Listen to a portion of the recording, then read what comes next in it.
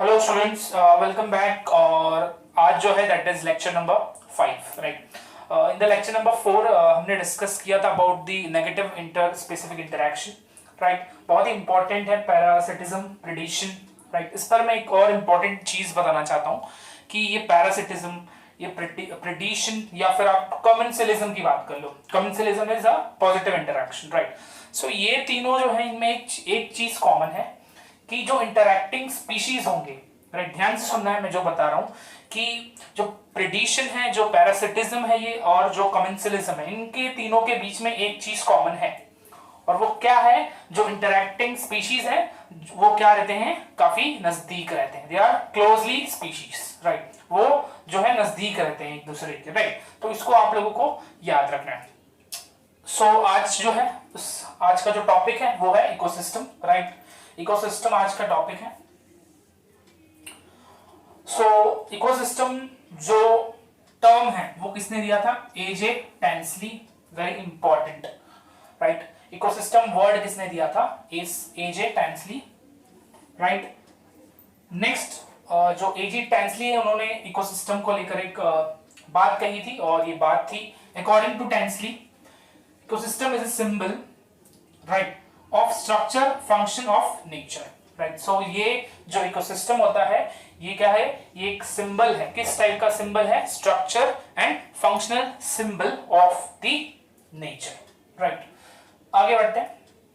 EP Odum, right, एक और scientist है ईपी ओडम। ये थे father of ecosystem ecology, right. So EP Odum का नाम और एजी टेंसली का नाम बहुत इंपॉर्टेंट है। इसको इकोसिस्टम के टर्म्स में आपको याद रखना है। ईपी ओडम ने भी एक लाइन में डिफाइन किया था इकोसिस्टम को, जैसे टेंसली ने किया था। According to Odum, ecosystem is the smallest structural and functional unit of nature. ये भी आपको इंपॉर्टेंट है, याद रखना है। Dash is the smallest structural and functional unit of nature, right. यहां पर आपका आंसर होगा इकोसिस्टम, राइट। और इकोलॉजिकल हायरार्की में हम बात करें तो वहां पर जो सबसे स्मॉलेस्ट यूनिट होता है वो क्या होता है? Individuals, right. तो दोनों में कंफ्यूज नहीं होना है। इकोलॉजिकल हायरार्की दूसरी चीज है, और यहाँ पर नेचर की बात है तो नेचर का जो smallest structural and functional unit है वो क्या है? Ecosystem, right. अब हम मेन जो डेफिनेशन है उसको देख लेते हैं। What is the exact definition of ecosystem? Total living factors, living factors मतलब biotic factors. Total living factor and total non living factors. Non living factors मतलब abiotic factors of the environment present in a particular area is called as ecosystem. Total number of biotic factor and total number of abiotic factor in a particular area is called what? Ecosystem, right. ये समझ लो आप लोग। Tensley coined the term ecosystem. E.P. Odum was the father of ecosystem ecology. Then this definition very important, right? What is ecosystem? Total number of living factors and total number of non-living factors in a particular area, right? उसी को हम क्या बोलेंगे? Ecosystem. Next अब कुछ important points इसको हम समझते हैं। The boundaries of ecosystem. The boundaries of ecosystem are indistinct. They are what? Indistinct. Distinct नहीं होंगे and have overlapping characters over each other, right. अलग अलग इकोसिस्टम है और आपको यहां पर दिखाई देगा कि जो कैरेक्टर्स हैं they are what? Overlapping. Next, it is self regulatory. जो इकोसिस्टम होता है वो किसी के ऊपर डिपेंडेंट नहीं है, वो अपने आप से ही रेगुलेट होता है, कंट्रोल्ड अपने आप को खुद ही करता है, right. And it is self sustaining unit. तो ये सेकेंड पॉइंट भी आपको याद रखना है कि जो इकोसिस्टम होता है it is self regulatory and self sustaining unit. Ecosystem जो है वो स्मॉल भी हो सकता है, लार्ज भी हो सकता है। इट कैन बी स्मॉल और large. A single drop of water may be considered as ecosystem, because उस ड्रॉप में शायद अलग अलग छोटे छोटे माइक्रोस्कोपिक माइक्रोब्स हो सकते हैं, राइट। वहां पर microbes are what? The living component, and water जाहिर सी बात है it is the non living component. तो ये भी याद रखना है कि single drop of water can also be known as ecosystem. Last point पढ़ते हैं।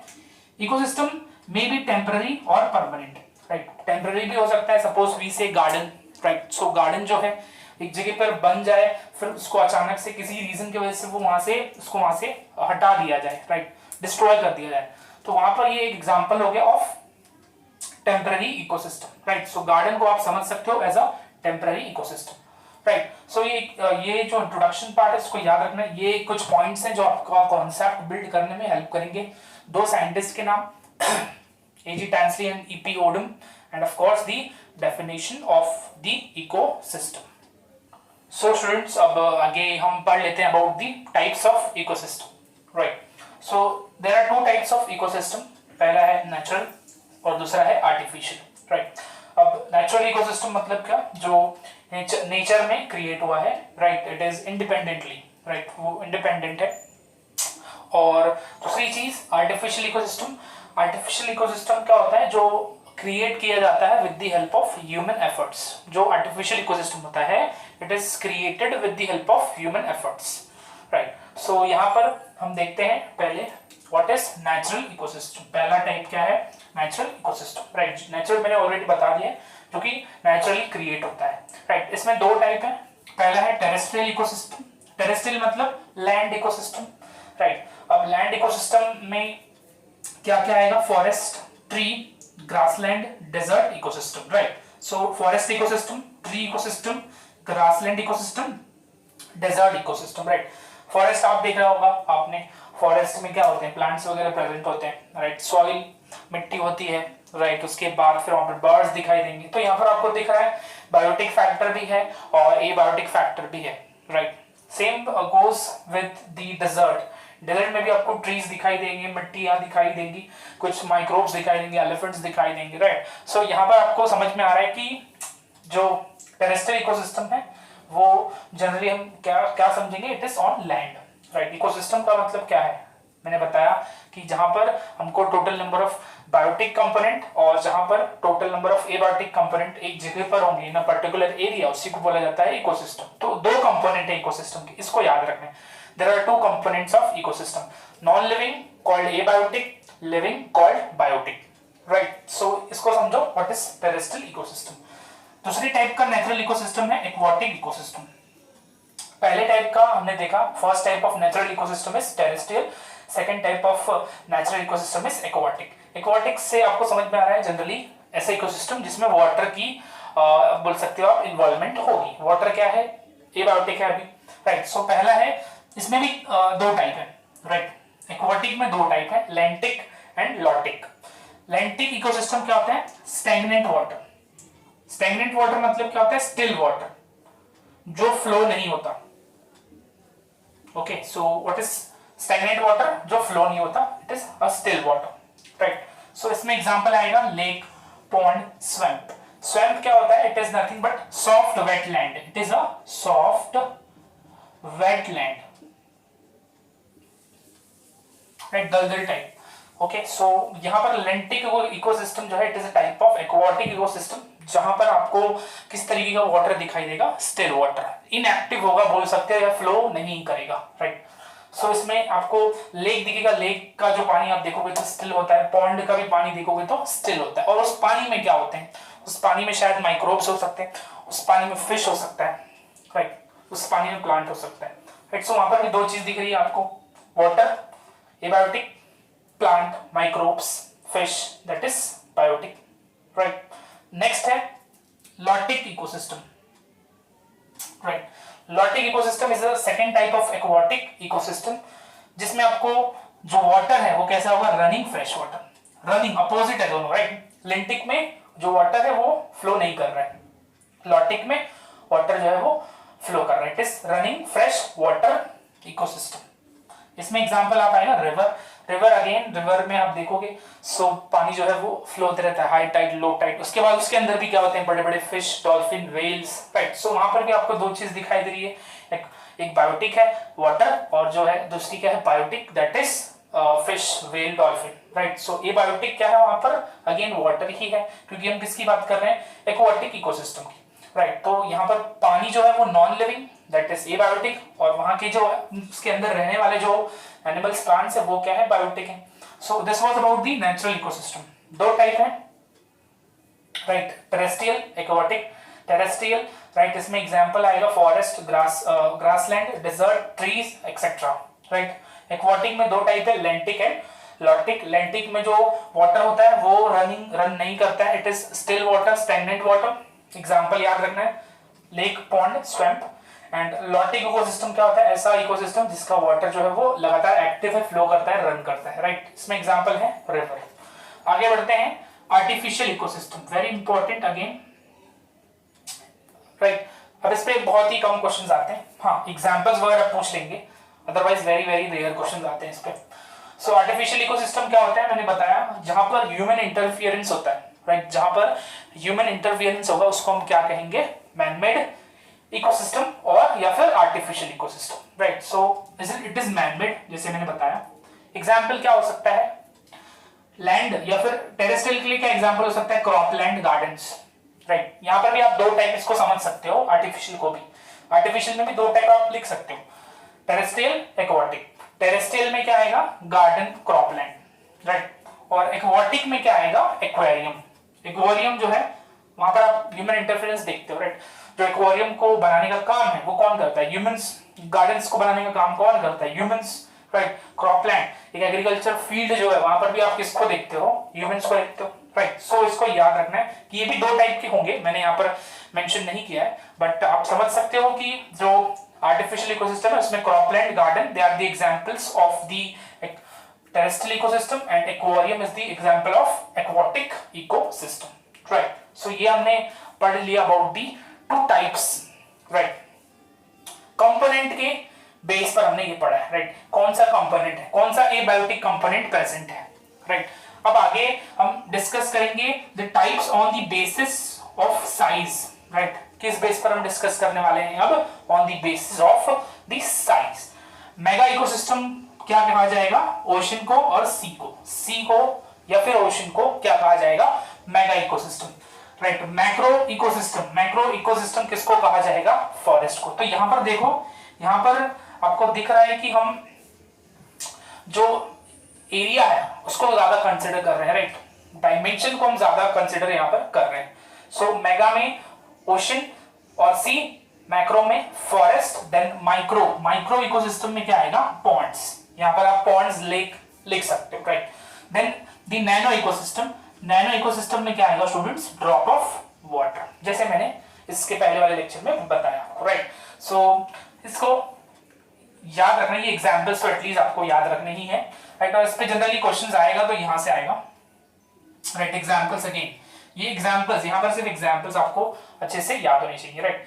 कि मैक्रो इकोसिस्टम क्या होता है, मेगा इकोसिस्टम क्या होता है, माइक्रो, राइट। उसके बाद एग्जांपल ऑफ टेरेस्ट्रियल इकोसिस्टम क्या है, example of artificial terrestrial ecosystem क्या है, आर्टिफिशियल टेरेस्ट्रियल में क्या आएगा आपका, cropland and cropland and gardens, right. So students अब नेक्स्ट टॉपिक है the components of ecosystem, right. जैसे कि मैंने बताया था डेफिनेशन में, दो कंपोनेंट प्रेजेंट है, एक है नॉन लिविंग कंपोनेंट जिसको कहा जाएगा एबायोटिक फैक्टर, और दूसरा है लिविंग कंपोनेंट जिसको कहा जाएगा बायोटिक फैक्टर, राइट। तो उस पर ही हम बात करने वाले हैं।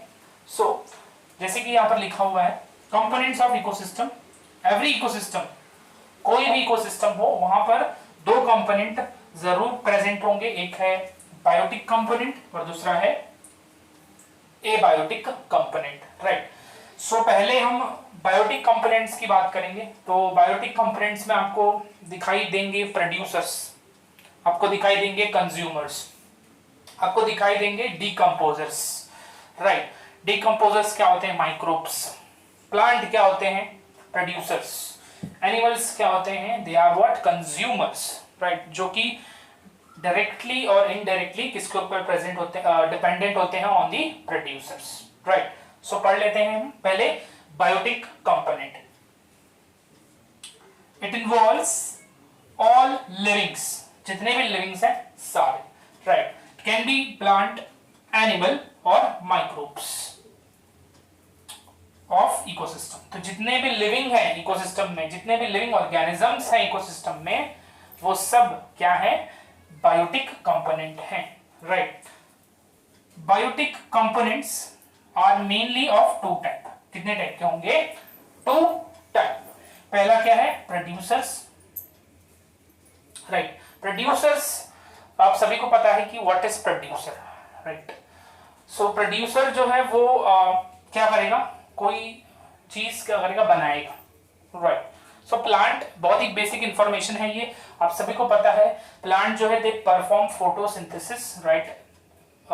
लाइट एनर्जी का इस्तेमाल करते हैं, सोलर एनर्जी का इस्तेमाल करते हैं to obtain food, and that food is available to the consumers, right. So यहाँ पर पढ़ लेते हैं, all the autotrophs, all autotrophs, right, whether it is blue green algae, whether it is phytoplankton, whether it is plants, all the autotrophs of ecosystem are called producers. They prepare their own food, right. Producer क्यों कहा गया है, because they prepare their own food. The green plants are the main producers. जो green plants हैं, they are what, the main producers. आगे बढ़ते हैं।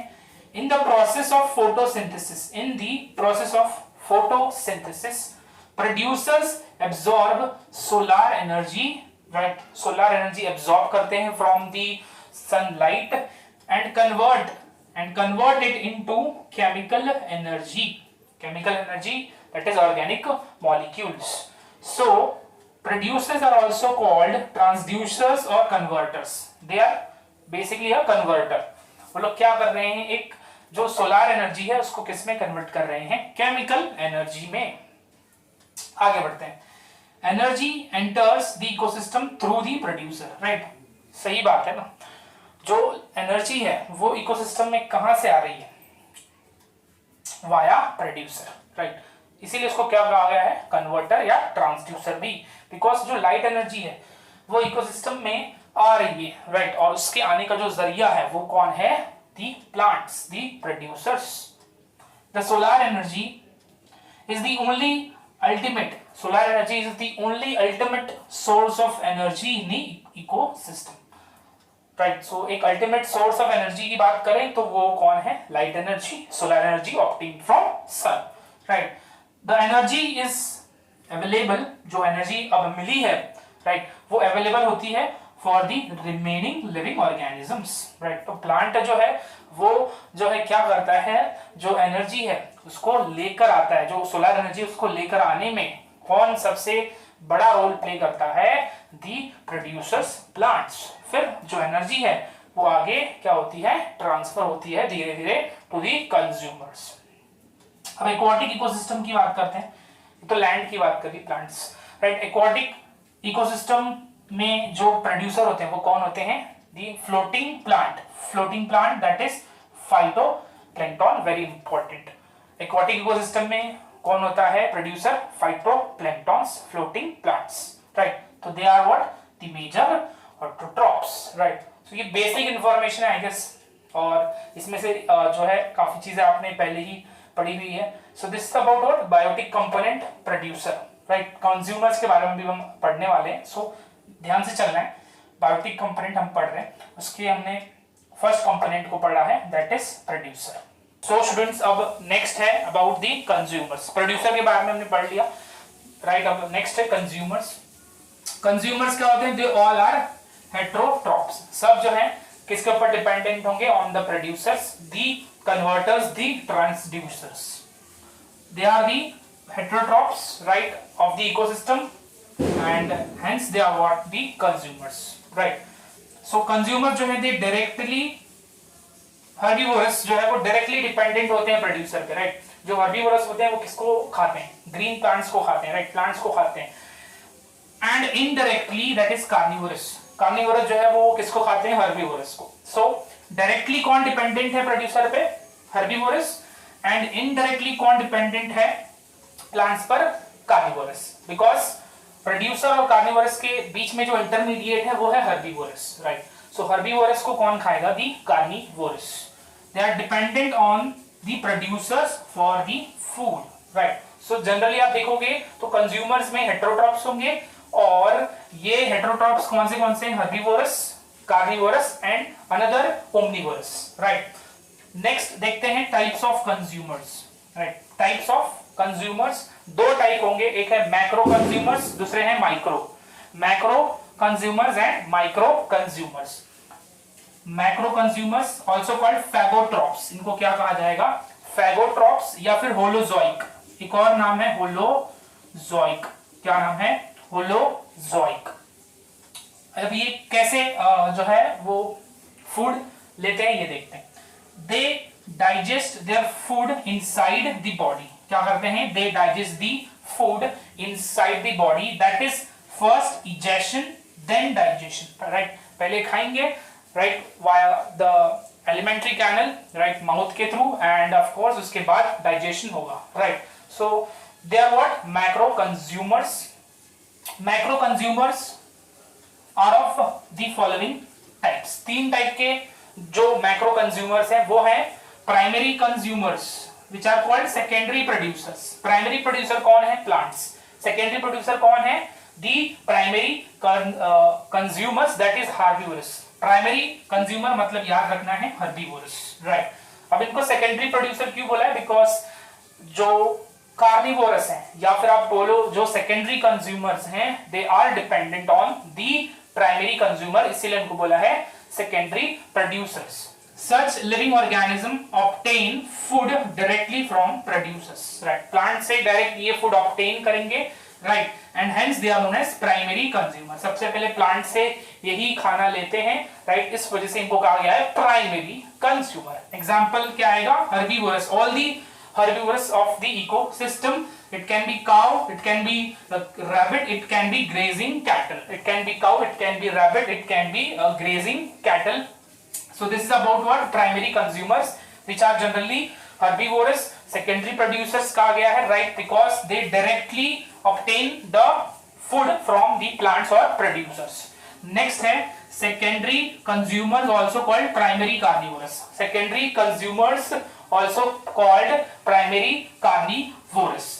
अब secondary consumers इनको क्यों कहा गया, because primary consumers को ही ये क्या करते हैं, as a food engulf करेंगे, राइट। सो इसमें animals which feed upon primary consumers, ऐसे एनिमल्स जो प्राइमरी कंज्यूमर्स पर फीड करेंगे to obtain the food, to obtain the food, those carnivorous, right, इसी टाइप के कार्निवोरस को हम क्या कहेंगे, the secondary consumers, and those carnivorous which will kill and eat the herbivorous, right, ये जो है ये मार देंगे और खाएंगे किसको, हर्बीवोरस को। इसमें एग्जांपल आएगा dog, cat, snake. Dog, cat, snake. These are what the examples of secondary consumers, also called primary carnivores. Right. तो ये हो गया अपना primary consumer, secondary consumer. They are the types of macro consumer. Phagotrophs, holozoic. ये क्या करते हैं? They ingest and digest the food. Right. और last में क्या है? Top consumers. What is top consumer? Omnivorous. अब those animals which kill other animals, बहुत सिंपल लैंग्वेज में लिखी हुई है, ऐसे एनिमल्स जो और किसी एनिमल को क्या करें, किल करें और इसको खा लें, eat them, but they are not killed by और eaten by any other animal.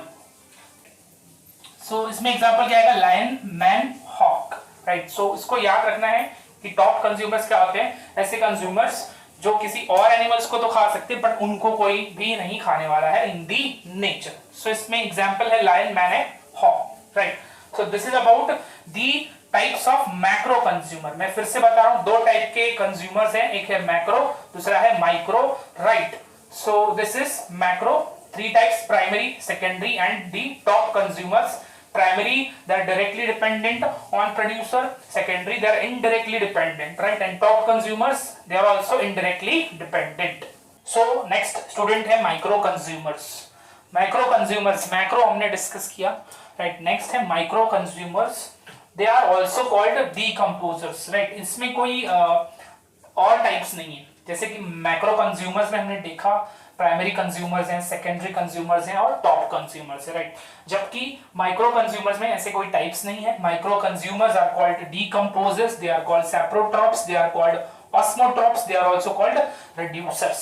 इनको एक और नाम है रिड्यूसर्स, बिकॉज ये फॉसिल को क्या करते हैं, कम करते हैं, राइट। उसके अंदर का जो भी उनके लिए जरूरी न्यूट्रिएंट होता है वो उसको एब्जॉर्ब कर लेंगे और फिर उसको क्या करेंगे, ऐसे का ऐसा रख देंगे, राइट। सो इस वजह से इनको क्या कहा जाता है, रिड्यूसर, बिकॉज वो फॉसिल को कम करने की कोशिश करते हैं। चलो पढ़ लेते हैं। दोज ऑर्गेनिज्म या फिर those living organism which decompose the dead body of producer consumer are known as decomposers. तो डीकम्पोजर जो है ये एक ऐसे लिविंग ऑर्गेनिज्म है जो प्रोड्यूसर को भी खाने में कैपेबल है और कंज्यूमर को भी क्या करने में कैपेबल है, खाने में, राइट। खाने में इन द सेंस वो एक डेड बॉडी होगी तो उस डेड बॉडी से ये जो भी जरूरी न्यूट्रिएंट होगा अपने लिए माइक्रो कंज्यूमर्स के लिए वो एब्सॉर्ब कर लेंगे। The main decomposers in ecosystem are bacteria, fungus, very important। decomposers जो सबसे इंपॉर्टेंट हैं, जो मेन है वो है बैक्टीरिया एंड दी फंगाई। आगे बढ़ते हैं।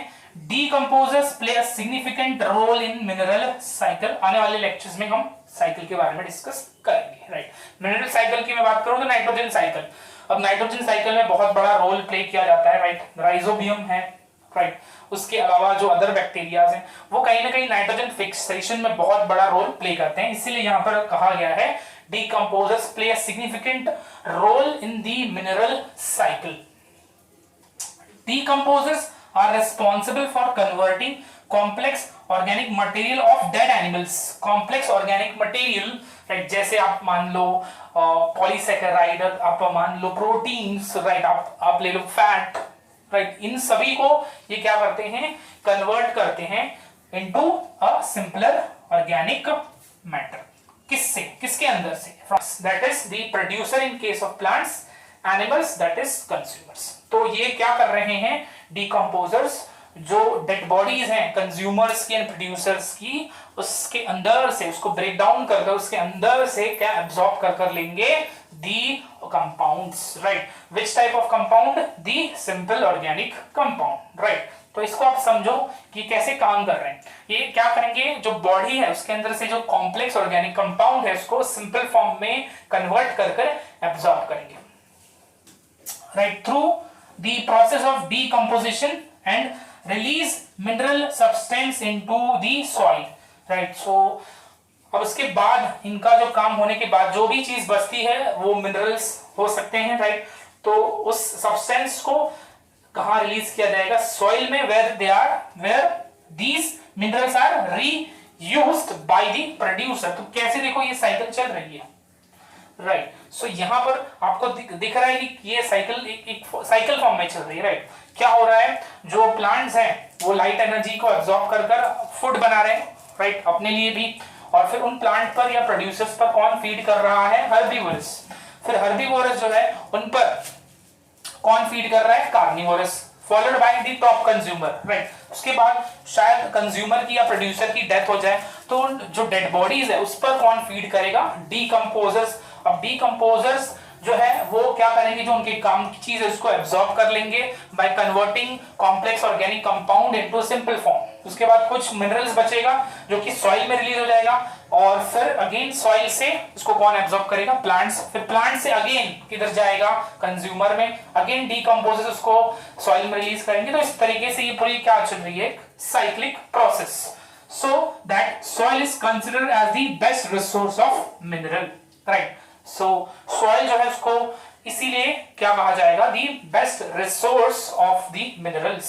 आगे बढ़ते हैं। In bacteria fungi process of decomposition completely take place outside the body, right. यहां पर जो डीकम्पोजिशन का प्रोसेस है वो ऊपरी तरीके से होगा, राइट। धीरे धीरे उसको सामने, राइट, ब्रेक किया जाएगा, ऊपरी तरीके से क्या होगा, उसका ब्रेक डाउन होगा। It takes place outside the body.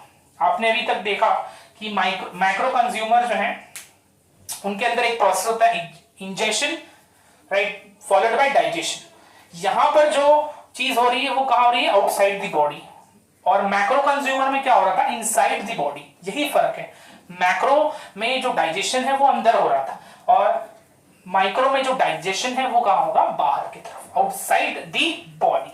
अब ये जो डाइजेशन है या जो ब्रेकडाउन का प्रोसेस है ये कैसे करते हैं, they release enzymes from their body on the dead remains। they release the enzymes। ये जो बैक्टीरिया है, ये जो फंगस है, वो क्या रिलीज करते हैं, the enzymes, जो क्या करेगा, इस डेड बॉडीज को, ये जो रिमेनिंग्स हैं, फॉसिल्स हैं, इसको डाइजेस्ट करने में या फिर डिकम्पोज करने में हेल्प करेगा।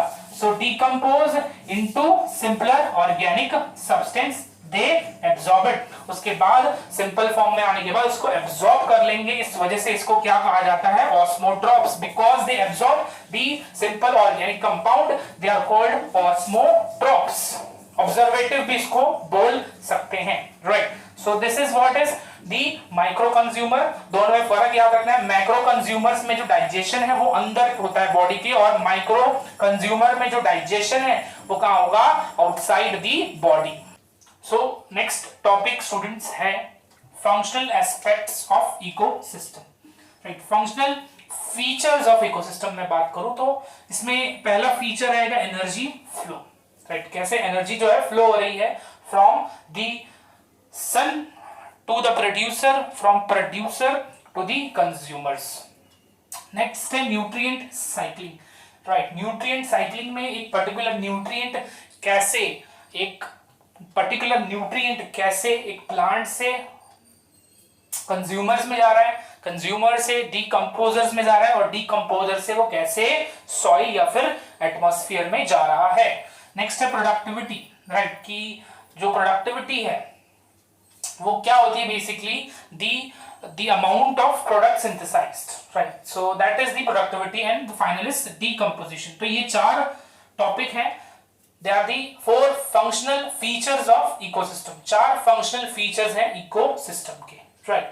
अब यहां पर हम जो पहला फीचर है वो पढ़ रहे हैं energy flow, right. Energy flow, the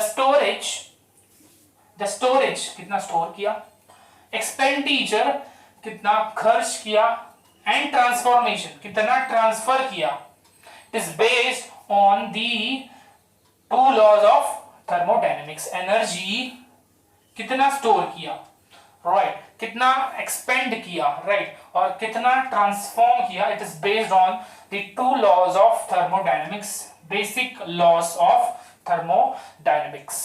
students, पहला लॉ, फर्स्ट लॉ क्या कहता है, energy can neither be created nor be destroyed.